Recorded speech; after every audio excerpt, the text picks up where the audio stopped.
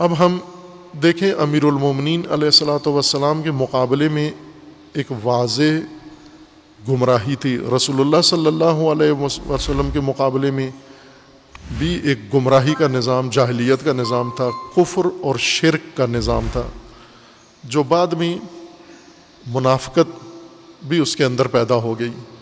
کفر و شرک پہلے سے آ رہا تھا، جاہلیت، مشرکانہ جاہلیت، کافرانہ جاہلیت، اس کے اندر منافقانہ جاہلیت بھی شامل ہو گئی۔ امیر المومنین علیہ الصلوۃ والسلام کے عہد میں اس میں مزید اضافہ ہوا، یعنی کفر بھی تھا، شرک بھی تھا، منافقت بھی تھی، اور مزید اس کے اندر طغیان، بغاوت اور اقتدار پرستی جیسی بیماریاں بھی لوگوں کو لگیں، اور نئے طبقات پیدا ہوئے جو رسول اللہ کے مقابلے میں نہیں تھے۔ 3 طبقے امیر المومنین علیہ السلام نے خود بیان کیے ہیں کہ میں جب اٹھا اور میں نے زمام سنبھالی تو میرے مقابلے میں یہ 3 گروہ نئے پیدا ہوئے جن کا تجربہ پہلے سے دوسروں کو نہیں تھا، نہ رسول اللہ کی امامت میں یہ پیدا ہوا اور نہ باقی جو بیچ میں دورانیہ گزرا خلفاء کا۔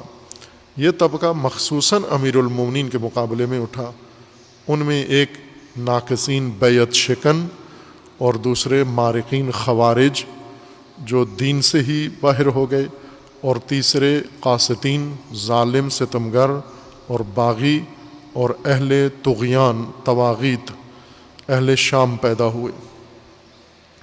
یہ 3 طبقات امیر المومنین کے مقابلے میں 3 خصوصیات کے ساتھ پیدا ہوئے، سامنے آئے۔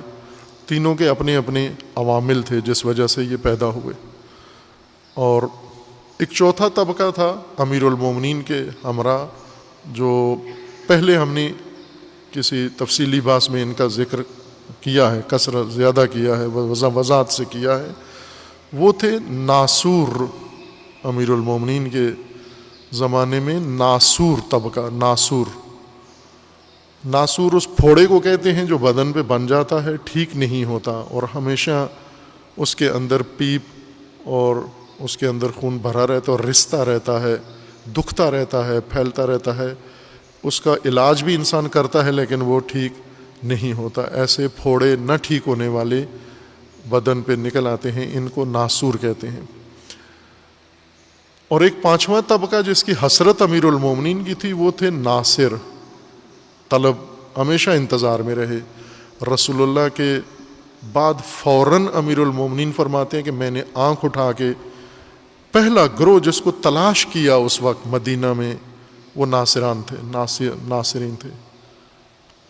تیسرا خطبہ نہج البلاغہ کا، اس کے اندر امیر المومنین علیہ السلام فرماتے ہیں کہ میں نے جب فرائض کفن و دفن رسول اللہ صلی اللہ علیہ وآلہ وسلم انجام دیے، اور اسی اثناء میں بھی اور اس کے بعد بھی جب میں نے آنکھ اٹھا کے دیکھا، اپنے ارد گرد ماحول پہ نگاہ ڈالی، تو مجھے کوئی ناصر نظر نہیں آیا۔ یہ مفقود طبقہ تھا لیکن مطلوب تھا، مقصود تھا۔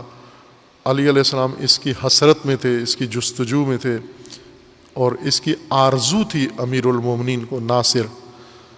لیکن باقی 3-4 طبقات جو پہلے سے رسول اللہ کے زمانے میں تھے، مثلاً اس وقت بھی کفار اور مشرکین تھے، کچھ اسی محیط کے اندر بھی ابھی بھی کافر اور مشرک تھے، بت پرست تھے امیر المومنین کے عہد تک، اور کچھ سرحدوں سے باہر تھے، کچھ سرحد کے اندر تھے۔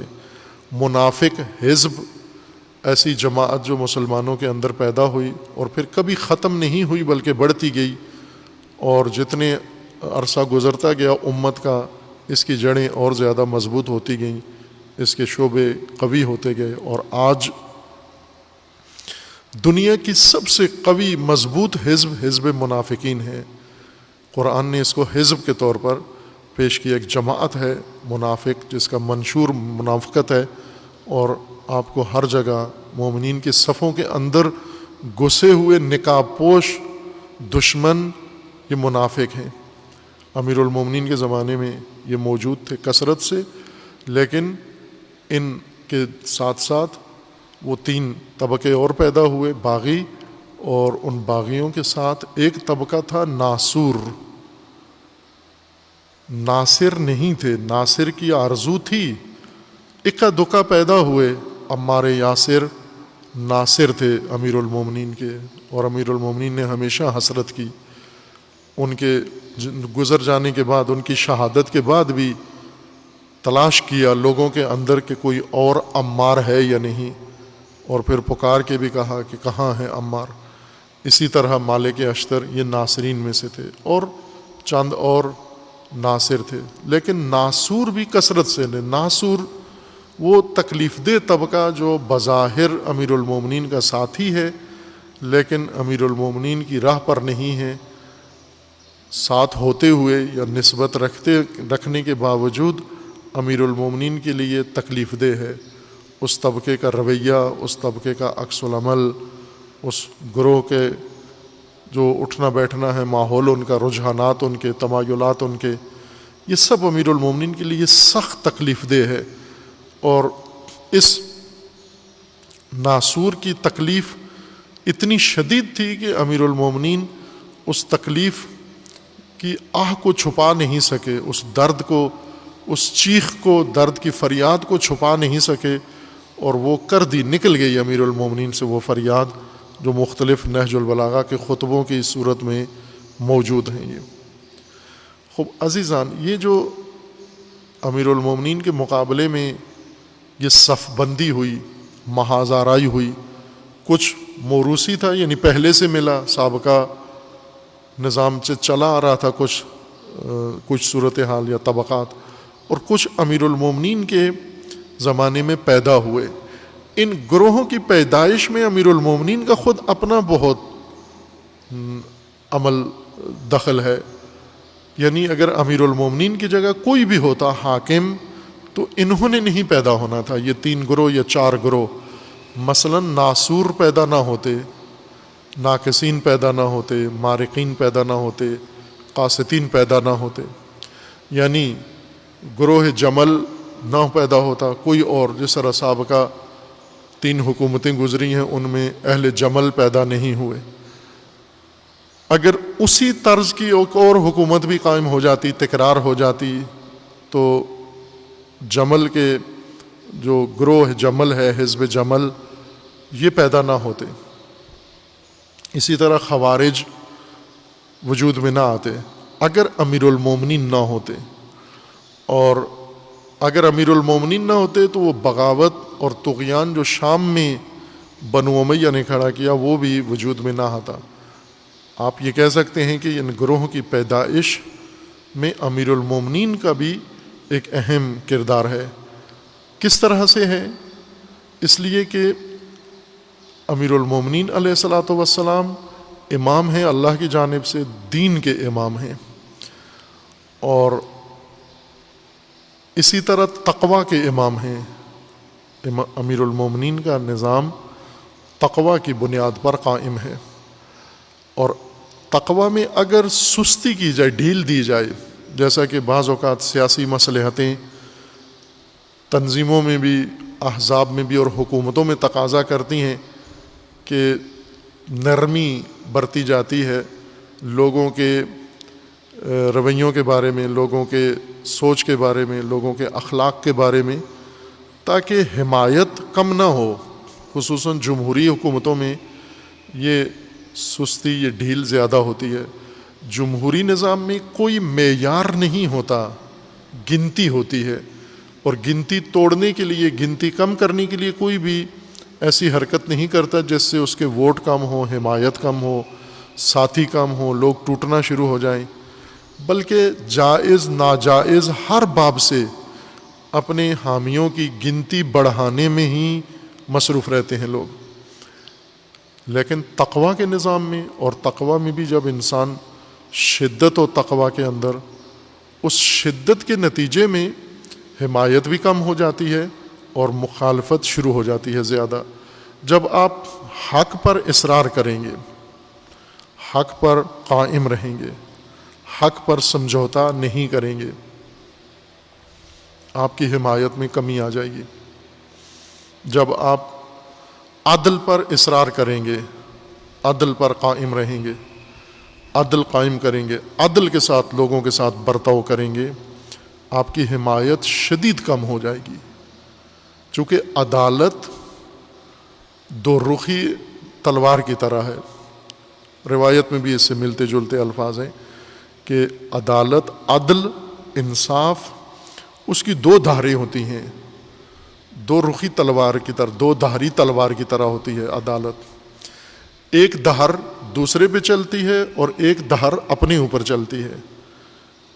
یوں نہیں ہے کہ عدالت کا رخ ہمیشہ دوسروں کی جانب ہوتا ہے، عدالت کی ایک دھار انسان کی اپنی طرف ہوتی ہے کہ انسان عدالت کا جب طرفدار ہوتا ہے تو اپنی جانب بھی عدالت قائم رکھتا ہے اور دوسروں کی جانب بھی عدالت کے اوپر اصرار کرتا ہے اور عدالت پہ قائم رہتا ہے۔ نتیجہ یہ ہوتا ہے کہ آپ کے قریبی ترین ساتھی، آپ کے حلیف، آپ کے ہم قسم خوردہ ساتھی، جو پہلے آغاز راہ میں قسم کھاتے ہیں ہم مرتے دم تک آپ کے ساتھ رہیں گے، ہر آخری قطرہ خون تک آپ کا ساتھ دیں گے، آخری سانس تک آپ کے ساتھ رہیں گے، انہی کے حق میں جب عدالت قائم کی جائے یہی بددل ہو جاتے ہیں، یہی دور ہو جاتے ہیں، یہی مایوس ہو جاتے ہیں۔ ان کا اگر راشن کم ہو جائے یا ان کی توقع کے مطابق نہ ہو، مال کم ہو جائے، عہدہ ان کی توقع کے مطابق ان کو نہ دیا جائے، کسی بھی پہلو میں ان کے حق میں اگر عدالت کا حکم کیا جائے یہ حامی نہیں رہتے۔ ان کی حمایت مشروط ہوتی ہے کہ آپ ہمیں نوازیں گے، آپ ہمارا دھیان رکھیں گے، آپ ہمارا خیال رکھیں گے، آپ ہماری رضا کے مطابق عمل کریں گے، ہمیں راضی رکھیں گے، ہم آپ کی حمایت کریں گے۔ یعنی خوشنودی کے مقابلے میں ہماری حمایت ہوگی، یہ مشروط حمایت ہے۔ اب جو ہستی تقوی کے اوپر اتنی شدید کاربند ہو، امیر المومنین سب سے پہلے اپنی ذات، شدت تقوی اور نفاذ تقوی اپنی ذات کے اوپر، پھر اپنے خاندان کے اوپر، اپنی قرابت داروں کے اوپر، اور تقوی ہی کا میزان و معیار اپنے ساتھیوں کے ساتھ، اپنے قریبیوں کے ساتھ، اور یہی تقوی عوام کے ساتھ، اور یہی تقوی حکومت کا بھی معیار ہو۔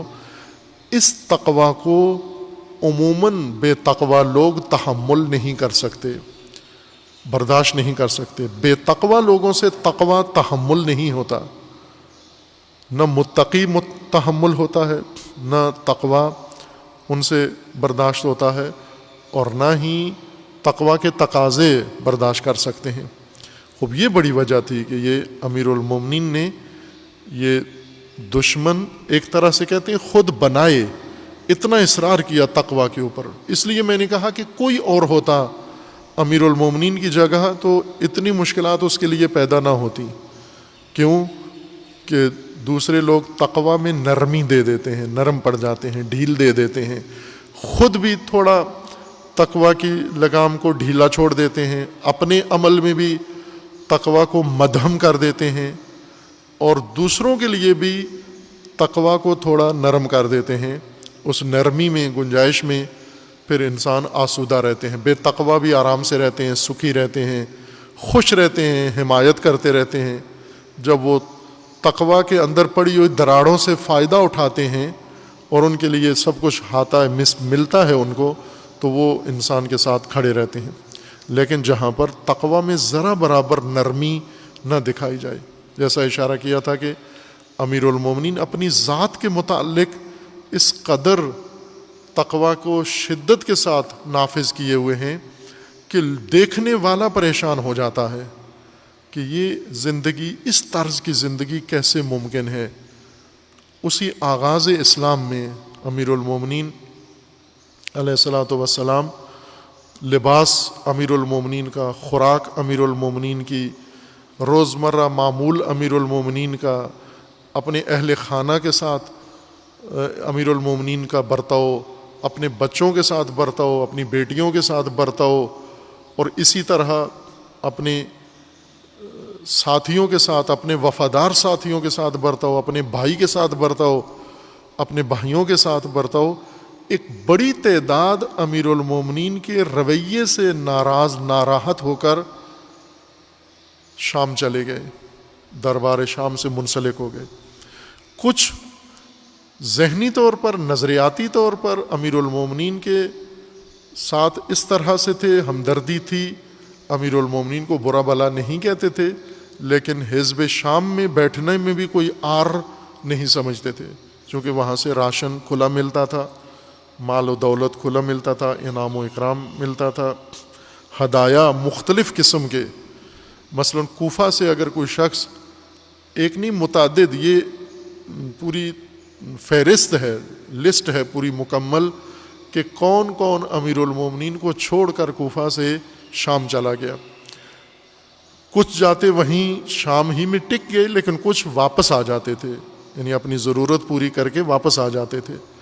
یہ جو واپس آتے تھے، کچھ عرصہ ان کو خصوصی مہمان کے طور پہ شام میں رکھا جاتا، سرکار کے دربار کے مہمان ہوتے، اور ان کے لیے محفلیں سجتی، ان کا چرچا ہوتا، مخصوص لوگوں کو بلا کر بٹھا کر ان کے ساتھ محفل ہوتی، ان سے گفتگو ہوتی، اور امیر المومنین کے متعلق اظہار کرتے ان کے سامنے۔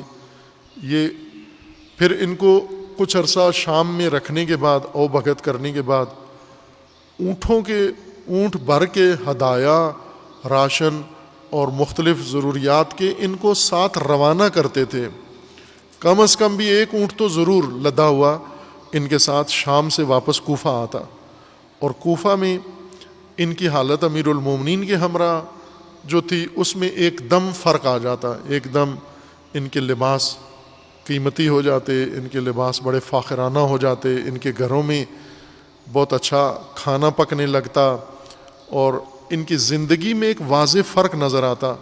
تو دوسرا پوچھتا اس سے کہ یہ کیسے ہوا، یہ لطف کس کا ہے، تو وہ بتا دیتے ایڈریس کہ یہ علی سے دوری اور معاویہ سے قربت کا نتیجہ ہے۔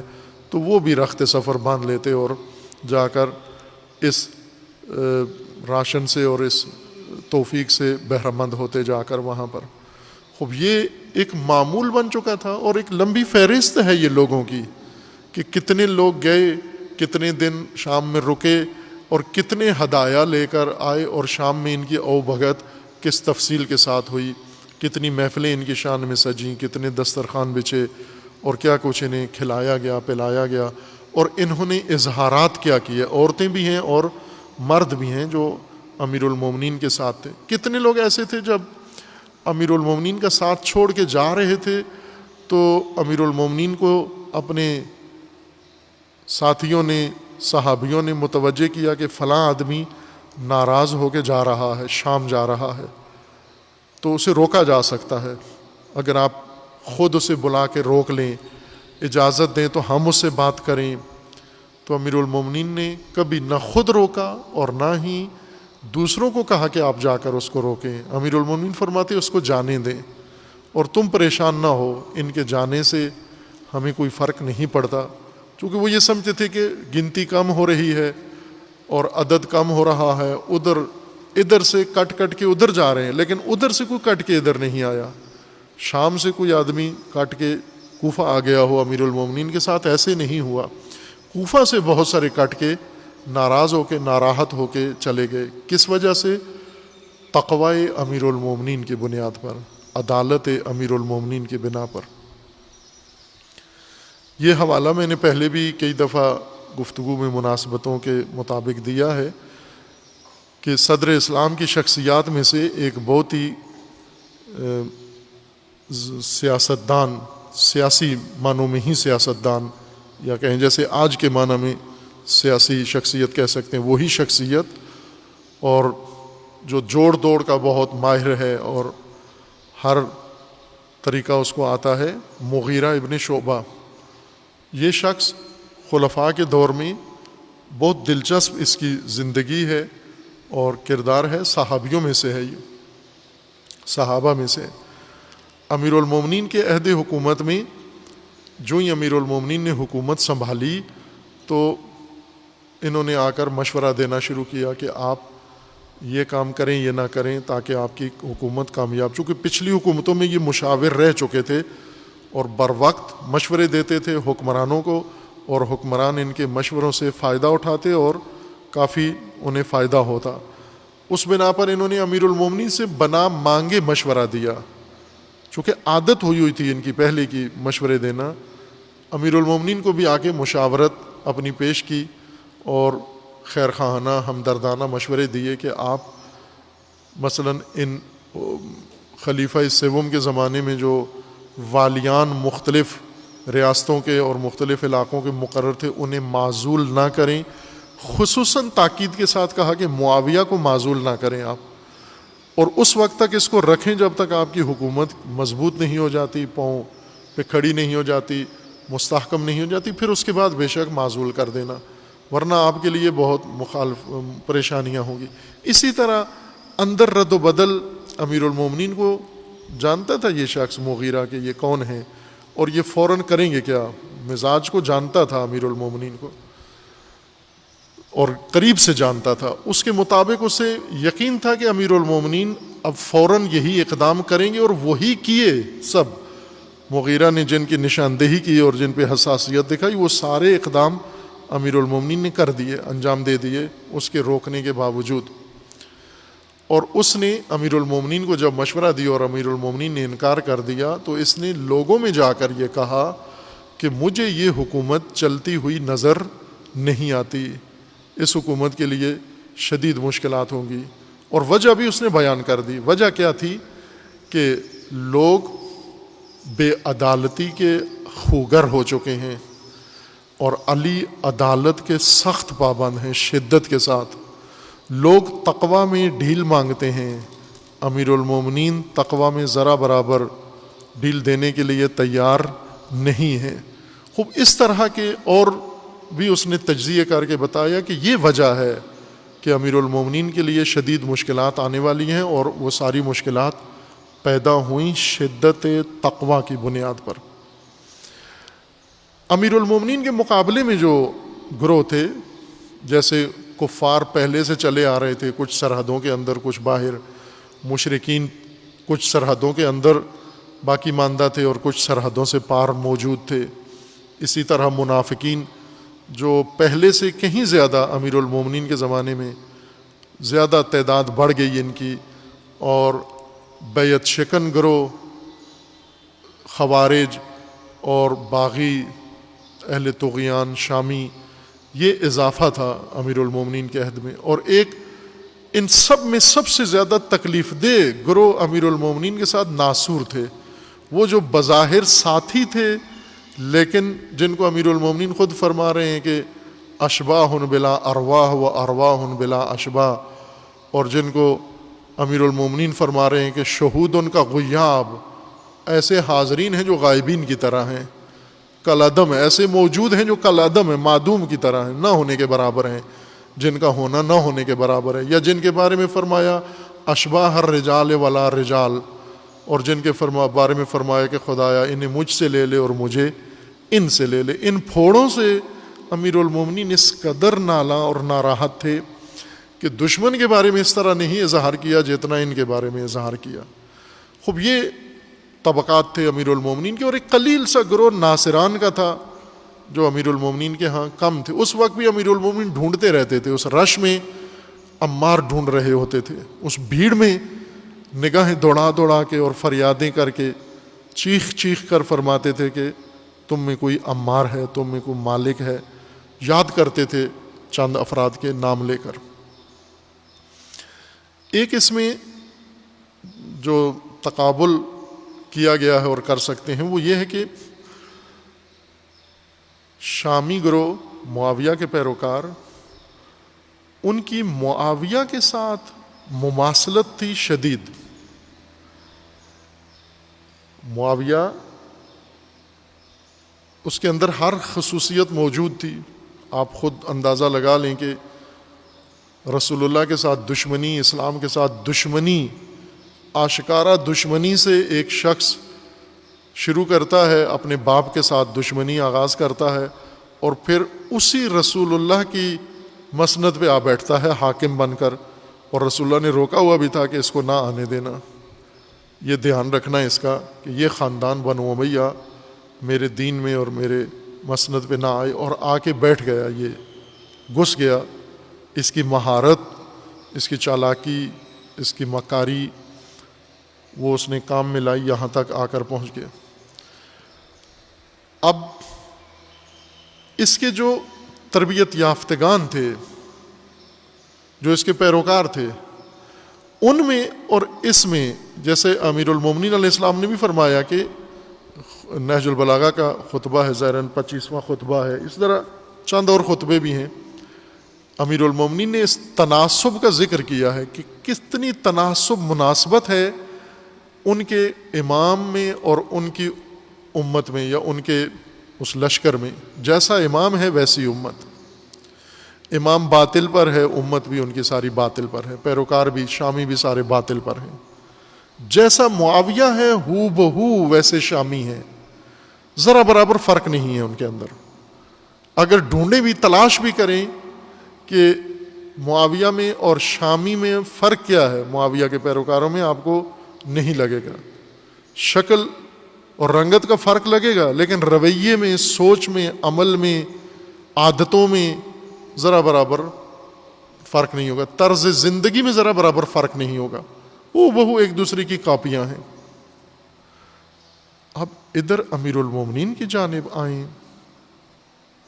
یہاں بہت فرق ہے, کوسوں فاصلہ ہے.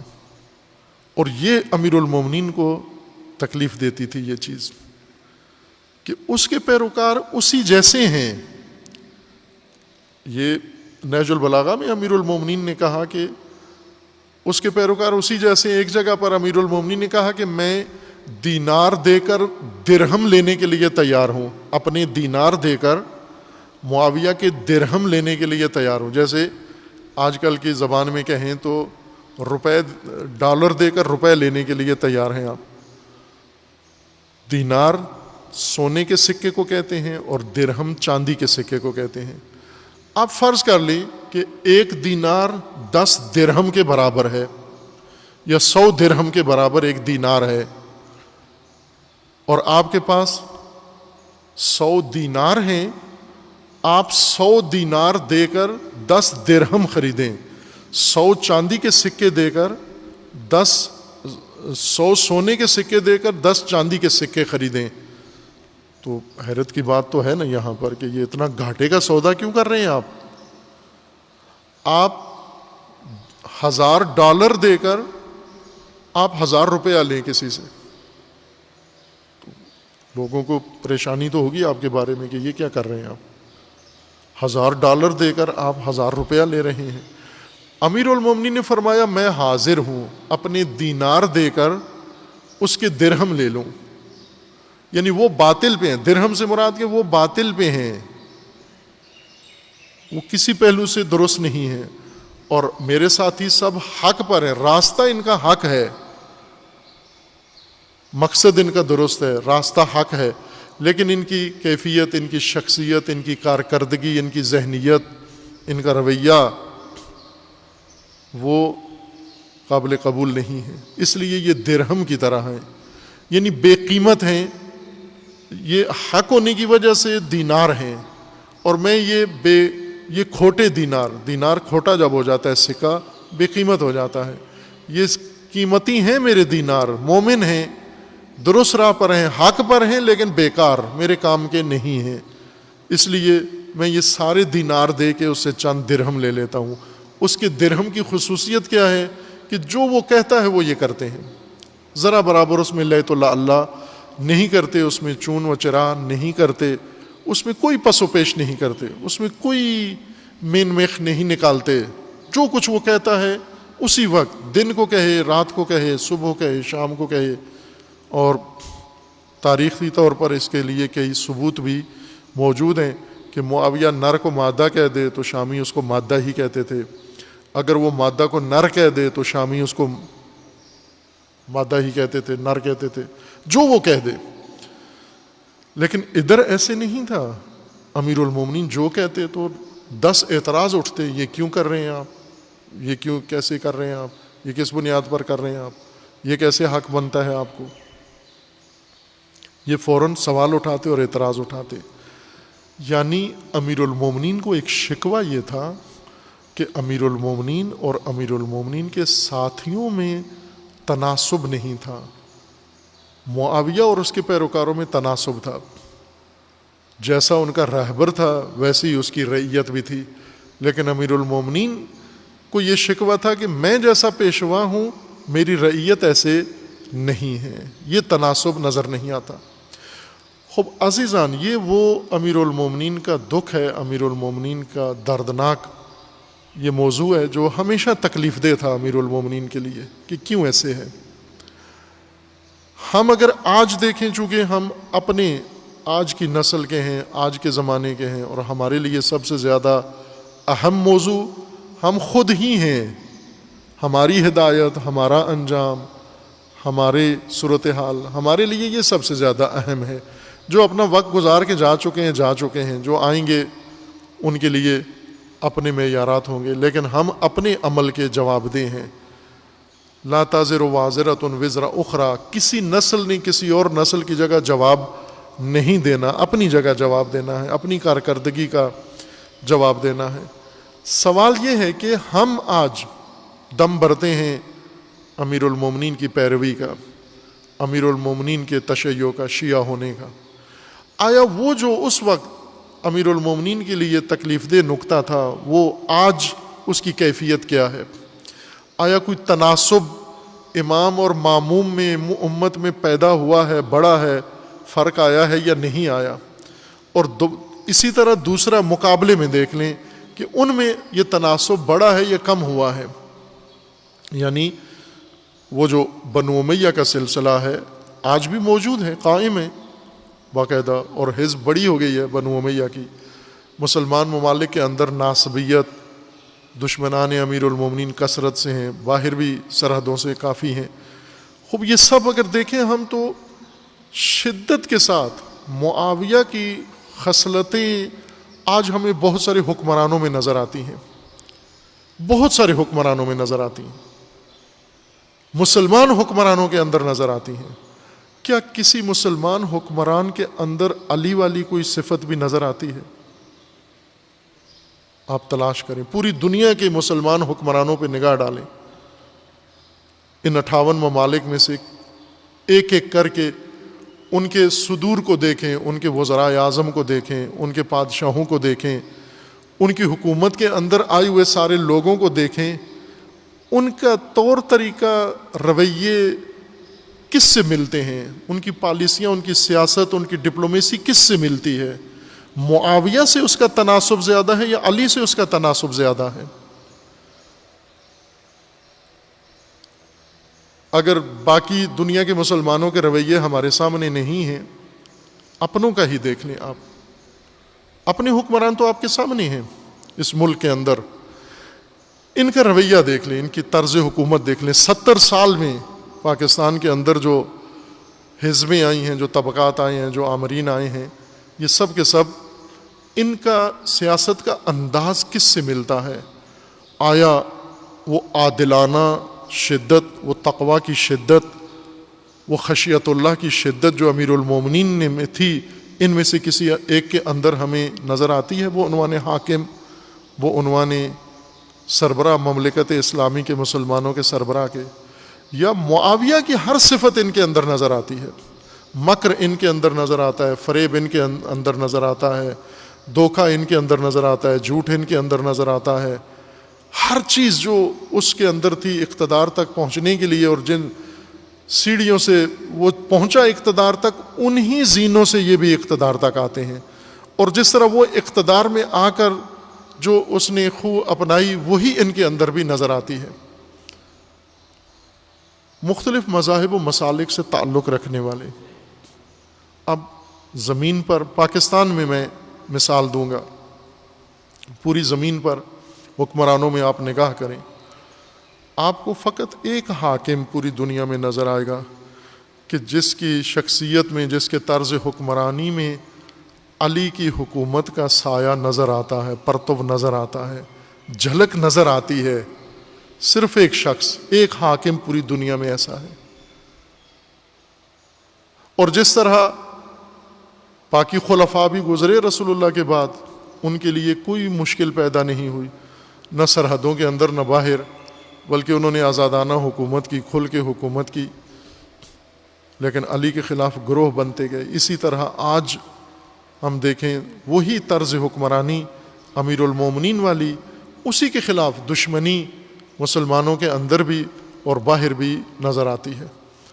اور خصوصاً شیعہ جو رسول اللہ نے طبقہ اپنی امت میں ممتاز کیا، یا علی انت و شیعتوں کا، اے علی آپ اور آپ کے شیعہ، اے علی تو اور تیرے شیعہ، یہ رسول اللہ صلی اللہ علیہ وآلہ وسلم نے ایک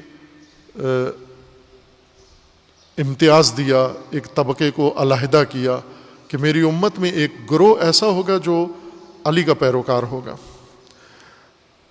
خب شیعہ جس طرح معاویہ کا شیعہ معاویہ کی تصویر ہے، معاویہ جیسا ہے، اس کا رویہ، اس کا عمل، ہر چیز اس کے اندر معاویہ والی ہے۔ میں نے کہا تھا کہ ابھی تاریخ موجود ہے، تاریخ کے ذریعے آپ بھی آج مشاہدہ کر سکتے ہیں شامیوں کا کہ ان کے اندر معاویہ کی تصویر تھی یا نہیں تھی۔ اب آئیں کوفہ میں کسی کو چنیں آپ کے جس کے اندر علی کی تصویر بنی ہوئی ہو، اس کا کردار، اس کی سیرت، اس کا رویہ۔ اور آج ہم جو دعویٰ رکھتے ہیں تشیع علی کا، تو تشیع کے تناسب چاہیے، تشیع کے لیے، شیعہ ہونے کے لیے شیعہ ہوتا ہی وہی ہے کہ جس کی کسی کے ساتھ مناسبت ہو، اس کی پیروی کرتا ہو اور اس کے ساتھ اس کا کوئی میل ہو، اس کی کوئی جوڑ ہو اس کے ساتھ۔ ہم علی کے شیعہ ہیں۔ اگر دنیا میں اور کسی کے اندر بھی علی کی سیرت، علی کا رویہ، علی کا تقوی نظر نہ بھی آئے تو شیعہ کے اندر تو نظر آنا چاہیے، بلکہ شیعہ ہوگا ہی وہی، شیعہ کہتے ہی اسی کو ہیں کہ جس کے اندر یہ رویہ موجود ہو، یہ جھلک موجود ہو۔ اگر یہ جھلک نہیں ہے، تقوی نہیں ہے اس کے اندر،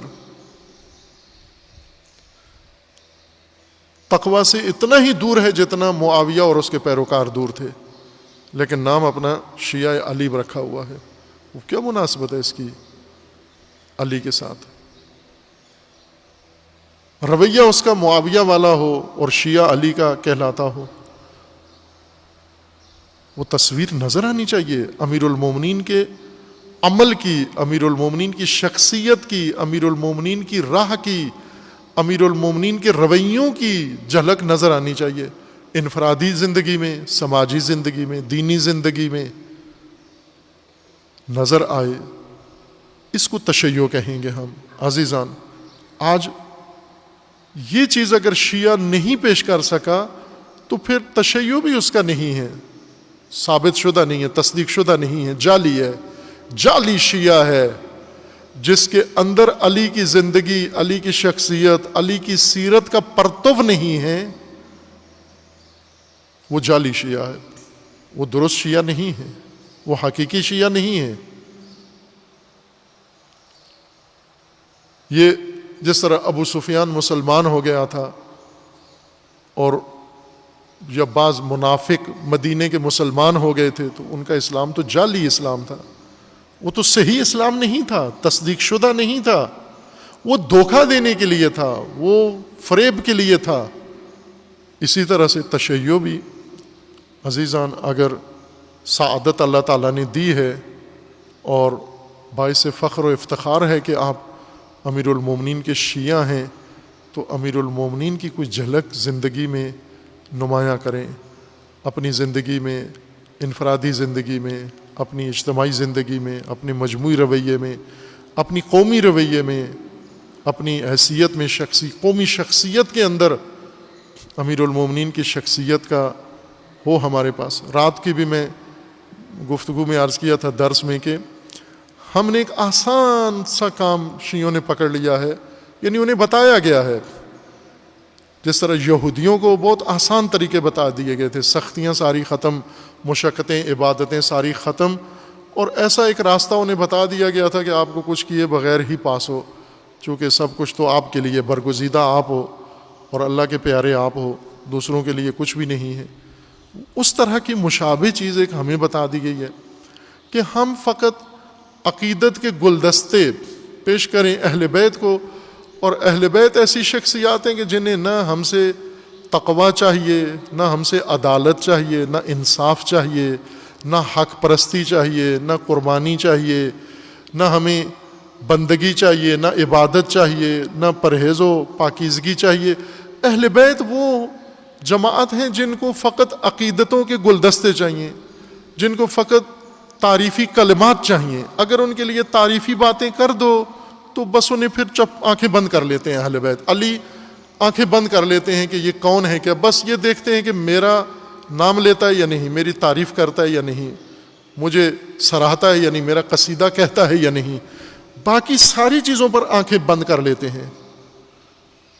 اور پھر ہم سارے عقیدت کے گلدستوں میں تیاری میں لگے رہتے ہیں. ہر کام کر کے ہم اگر یہ گلدستہ پیش کر دیا تو ہم سمجھتے ہیں کہ ہم نے اپنا تشیع کا حق ادا کر دیا. عزیز من، نہج البلاغہ میں 1 سے زیادہ مرتبہ امیر المومنین نے یہ گلدستے پھینک دیے، یہ نہیں چاہیے مجھے. ایک شخص نے امیر المومنین کی تعریف کی. امیر المومنین نے فرمایا کہ جو تیری زبان پر ہے میں وہ بھی نہیں ہوں، اور جو تیرے دل میں ہے میں وہ بھی نہیں ہوں. چونکہ زبان سے مجھے حد سے بڑھا کر پیش کر رہا ہے، میں ایسا نہیں ہوں.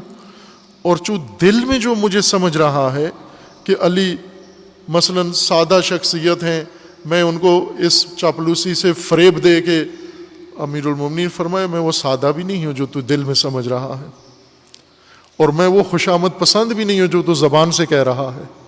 دونوں غلط فہمیاں ہیں تیری. یعنی یہ جو گلدستہ مجھے پیش کر رہا ہے مجھے فریب دینے کے لیے، یہ پھینک دیا، یہ نہیں چاہیے مجھے. کیا میں تیرا رویہ دیکھ نہیں رہا ہوں، تیری شخصیت دیکھ نہیں رہا ہوں؟ آپ عقیدت رکھیں، عقیدت ضروری ہے، محبت ضروری ہے، لیکن اس کے ساتھ ایک مماثلت بھی ضروری ہے.